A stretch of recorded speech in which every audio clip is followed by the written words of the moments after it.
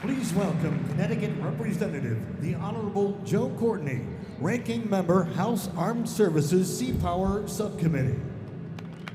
Good morning, everyone. To all our guests from the great state of Iowa, welcome to southeastern Connecticut, which over the last 100 years has justifiably earned the title Submarine Capital of the World. Kevin, congratulations to you, the entire amazing Electric Boat team, your partners from Newport News, Commander Matthew Powell and your crew. Thank you all for your hard work and persistence to get to this milestone day, the long-awaited christening of the Iowa.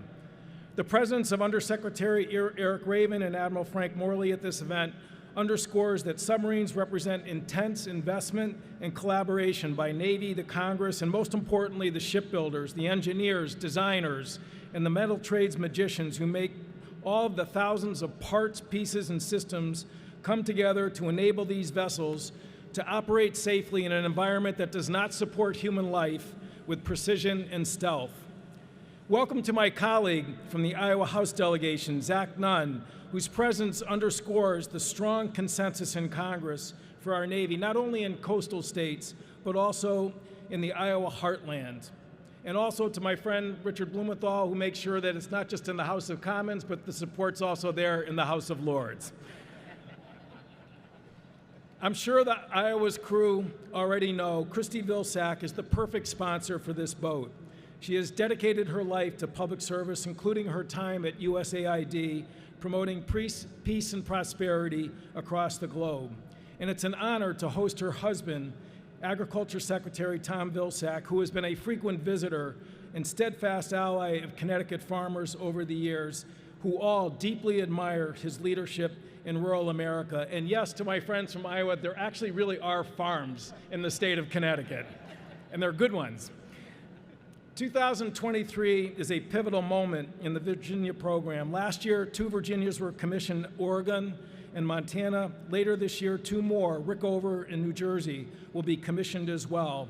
And after today, newly christened Iowa and USS Massachusetts will be on deck for launch in the near future. This steady cadence of delivery is a strong rebuttal to some naysayers who are mindlessly second-guessing the productivity of the U.S. submarine industrial base. Post-COVID, this yard has obviously met the call. And based on my frequent visits to job fairs, trade school, pre-apprenticeship, and apprenticeship graduations, and the School of Engineering at UConn, who's represented here by the president, Connecticut's young, talented, and growing workforce is just getting started to meet a workload that will extend into the late 2030s. It's also a pivotal time in the submarine's strategic role as our nation embarks on the AUKUS security agreement.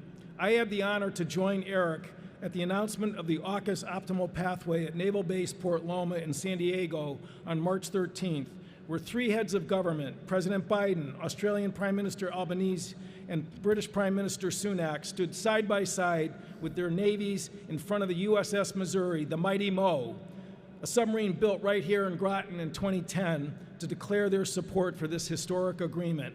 In essence, AUKUS is a commitment that the U.S. Navy will, for the first time since 1958, share nuclear propulsion technology with another nation, in this case, a trusted ally, the great nation of Australia.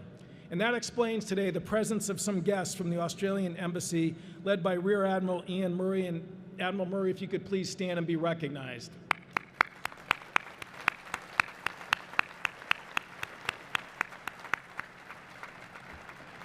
Their visit follows last week's 2-day stopover by the Australian Minister of Defence and Industry, Pat Conroy, who will lead that country's efforts to stand up its fledgling submarine industry. This will be a daunting task for a country of 26 million people, but it was clear during that visit that Australia is all in, and they welcome the expertise of EB shipbuilders who will be essential for AUKUS to succeed. So get ready, everyone. This region's going to be hearing a lot of Aussie accents saying, "Good day, mate," in the years ahead. And I have no doubt it will be a successful and productive partnership, or as Pat Conroy called it, mateship.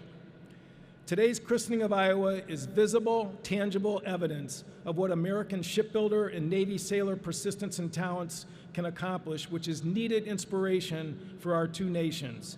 Best wishes to Iowa's crew on your sea trials, and we hope to see you soon for commissioning and launch. Thank you very much.